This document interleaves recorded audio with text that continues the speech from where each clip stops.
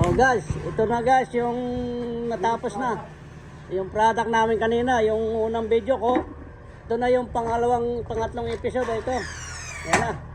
Tignan nyo. Finished product, tapos na oh. Yan, ito front ko sa inyo, pa-front oh.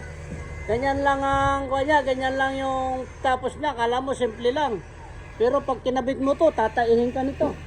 Lalabas ang uhog sa mukha, sa ilong mo. Sa hirap oh. Yan, isaside ko sa inyo ha. Yan guys, isaside ko ha. Yan yun. O, tapos na. Ang halaga nito, pag siningil mo to, kalahating milyon. Yan guys. Akala mo, napakasimple lang, pero kalahating milyon. Kasi bakit? Dollar ang usapan dito sa New Zealand guys. Piso ba yung milyon na yan o dollar? Dollar yun. $1,000,000 to guys. 2 box to guys. Yung kabila, pag natapos yan. 500,000 guys, tong isang expand.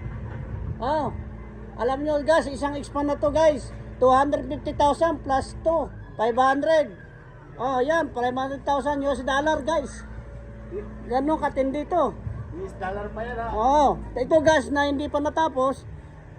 Mamaya pa, ikon pa natin ito lang tayo guys. Okay, hanggang dito na lang guys.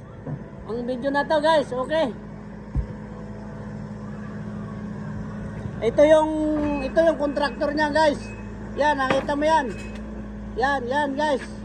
Sino man yung nangangarap na pumunta dito sa New Zealand, pwede naman kayo mag-apply. Huwag kayong mag-expect o mag-expect na malaki ang sahod dito. Pag sasabihin na sa Pilipinas, malaki ang sahod kasi New Zealand. Hindi po totoo yun. Ang natural lang po rito, tama lang ang kinikita. Bakit tama lang kinikita? Dahil sa cost of living dito, napakamahal. Yun ang number one ng unang mga obligasyon ng mga OFW rito, yung sa cost of living. Kaya kunting-kunti lang din ang natitira. Yung mga andyan sa Pilipinas na naiiwan ng kanilang mga asawa, huwag kayong mag-expect na malaki ang sinasahod ng yung mga asawa nyo rito sa New Zealand. Mali po yun. Nagkukumahog lang po kami rito. Kahit isang tuka. Parang sa Pilipinas yung dito. Okay, guys. Continue yung aming ginagawa na yan. Yan. Batay mo na. Ito na. Ikaw muna. Iyon muna.